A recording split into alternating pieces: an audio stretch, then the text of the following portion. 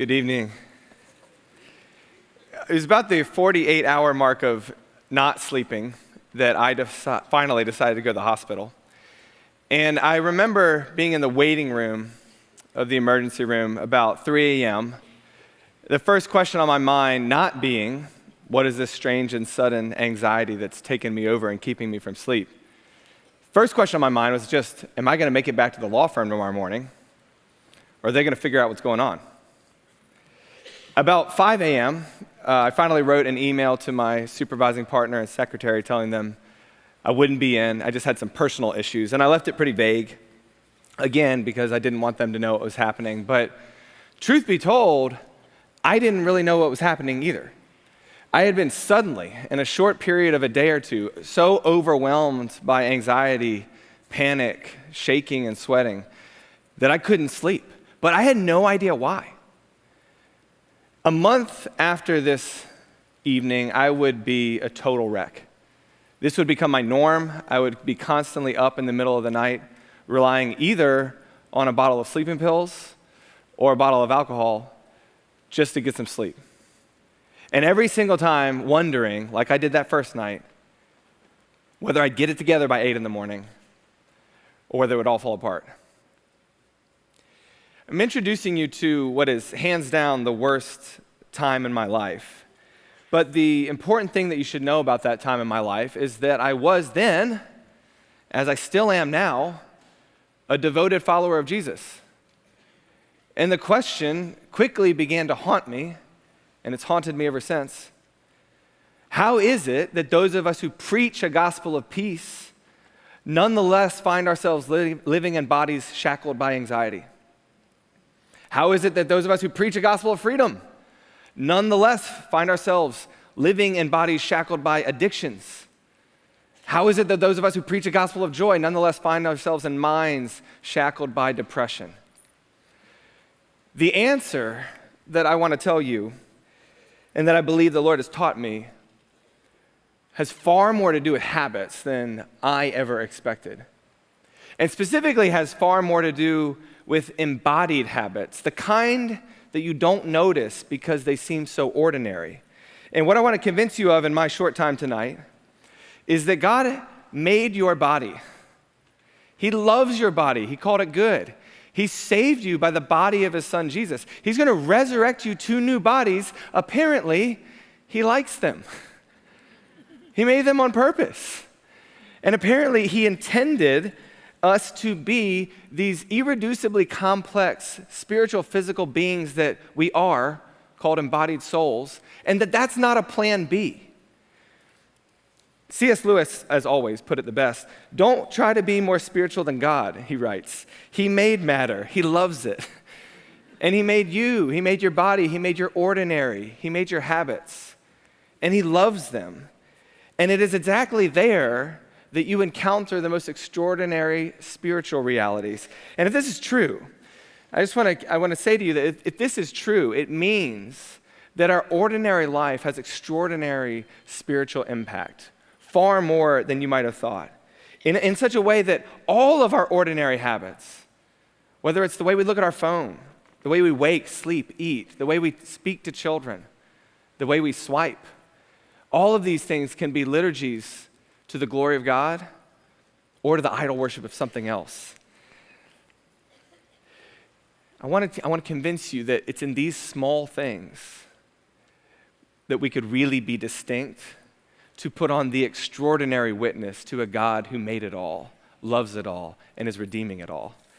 To convince you of that, I want to give you a little bit more of my background so you can get to know me a little bit more fully and figure out why I ended up in the hospital in the first place. So I graduated from the University of Virginia, an English literature major, and then I decided to go be a missionary in China. And I was there for almost 5 years until an encounter with a political protester on the streets of Shanghai changed the course of my life. And I felt called in the wake of that experience to go to law school. And I felt called missionally, like to be sent as a missionary to law and business. I'm the only other person that I've never met someone else who says that. I understand it's weird, but just hang with me, okay? I really did feel called to go do business law. So I ran at it with all the fervor of a man on a call, okay? And it went really well for me. I did really well in law school. I graduated towards the top of my class. My wife and I had our first 2 sons during law school. I got my dream job in mergers and acquisitions, moved back down to Richmond, Virginia, where all my friends and family live, to start practicing in my dream career. And so everything in my life at that time seemed to be going really well, except for this one little problem sort of in the background of my mind, that I was totally overwhelmed by my busyness. My life had become the string of calendar alerts and beeps and rings and dings. I was always tethered to my phone, always adding more to my resume, always staying up later, waking up earlier, skipping meals, foregoing exercise, any care for the body, because that's what everybody did. I literally thought that's what you were supposed to do if you wanted to become a successful lawyer. So by swimming in the water of lawyering habits, of course, I didn't notice it.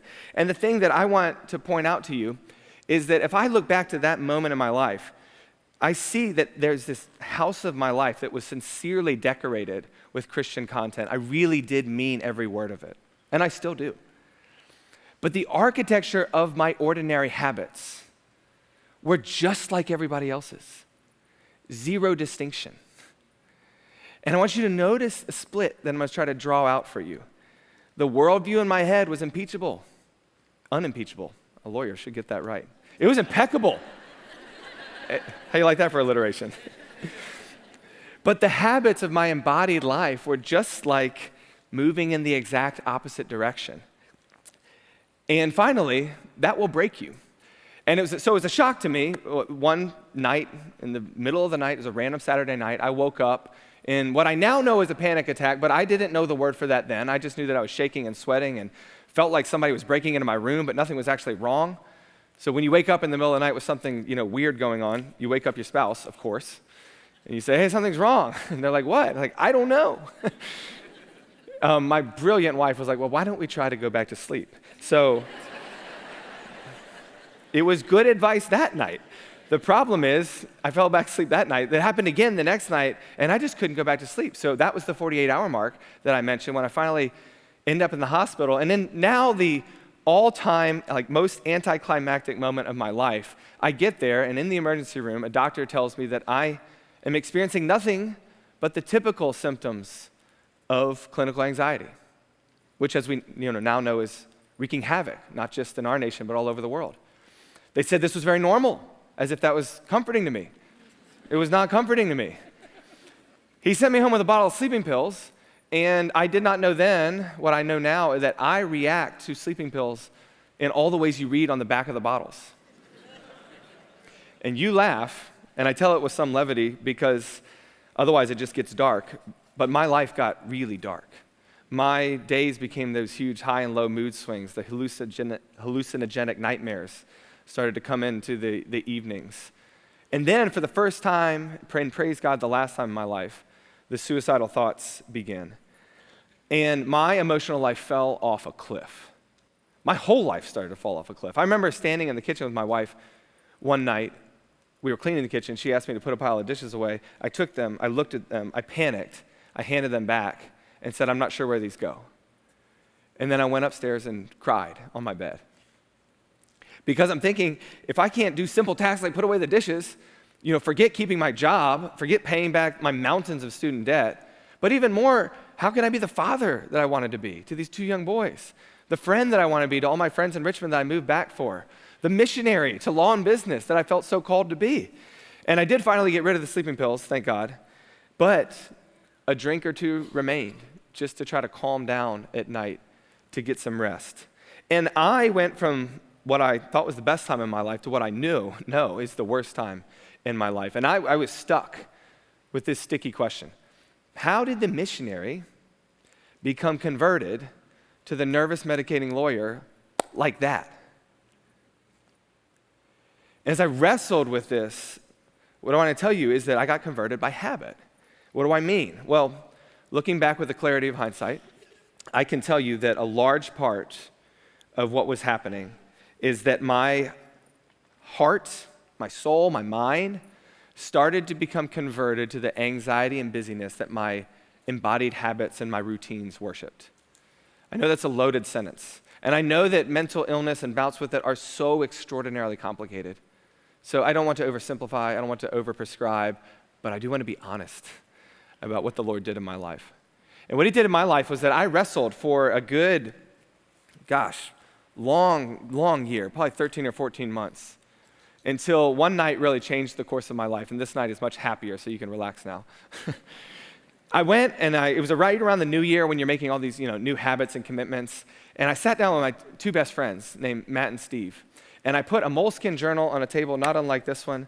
And I said, Matt and Steve, I want you guys to keep me accountable to this new rhythm of daily and weekly habits. And they're like, what is going on? My wife and I got together because I tried medication, I tried counseling, I fully endorsed both of those things, but I was still really struggling. And so my wife and I were like, let's just put some guardrails around your daily routines because you're just like out of bounds everywhere. And so I was like, okay, I'm trying to be a good boy and like do anything that will help, but I don't think any of this is going to matter. I don't think any of this is going to matter because I see now I had no idea how much the most ordinary habits of our days and weeks actually do impact our souls in the most extraordinary ways. And my life began to drastically change. So much so that I stand up in front of you all now, just over 10 years later, as someone who still practices law. I actually run my own law firm now. I still am a father. I have 4, not 2 boys. I write books, and I travel to speak on habits and spiritual formation.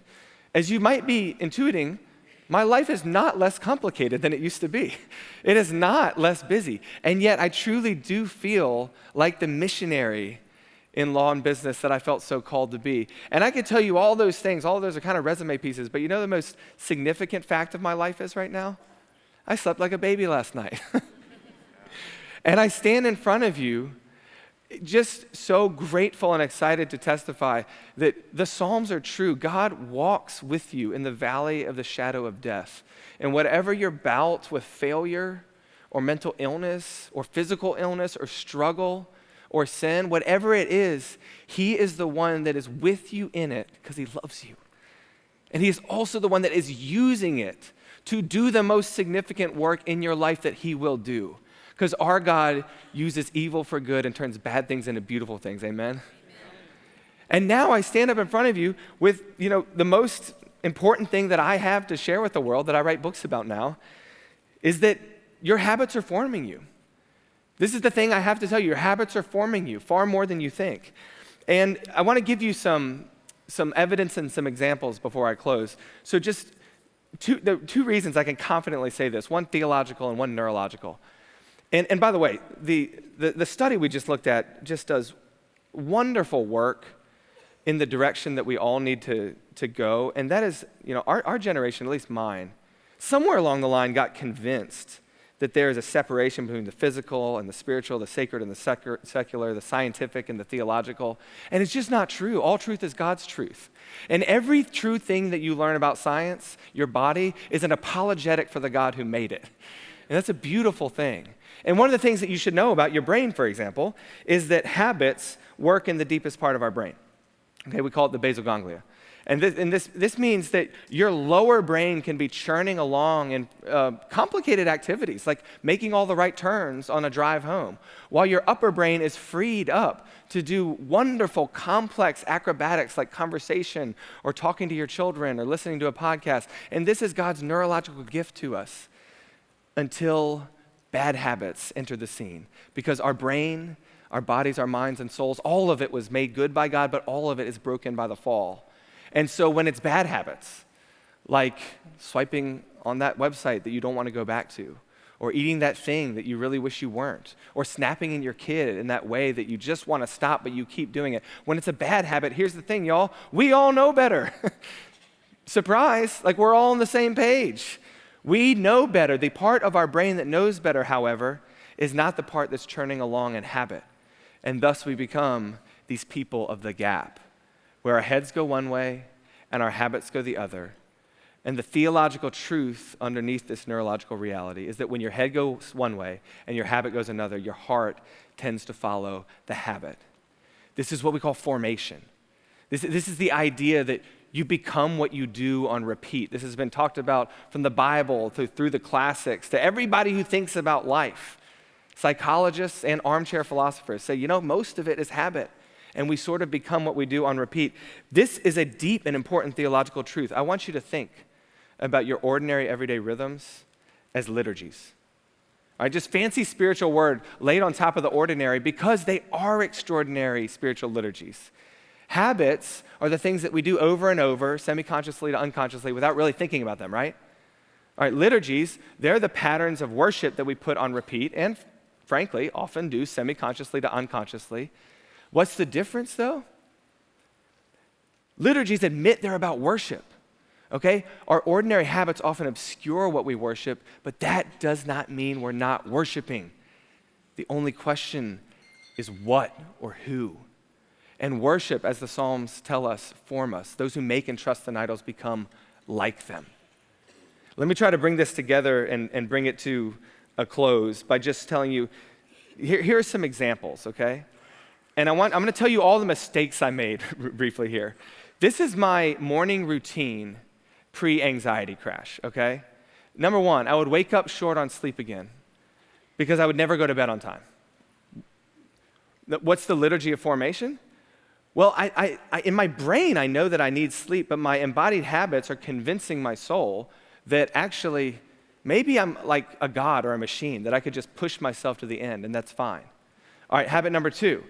I look at my work email first thing while still in bed, right when my eyes open. What's the liturgy of formation? Well, my brain knows, in theory, God is the only place I want to put my identity, but my embodied habits, again, are beginning to silently teach my soul that probably the most important thing about today is whether or not I can get this email to so-and-so and make whoever at the office happy, as if I can't, I'm not worth anything.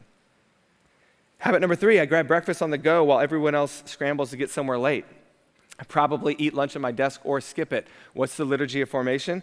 My brain knows I need to eat to survive, but my embodied habits, my rhythms, are again teaching my soul that actually, maybe probably the most important thing about today is I stay busy, because if I'm busy, I feel important. That means people want my time. And so I start to trade being a dependent creature who needs creation and community and a table to experience it for being someone who's just productive. I'll give you one more.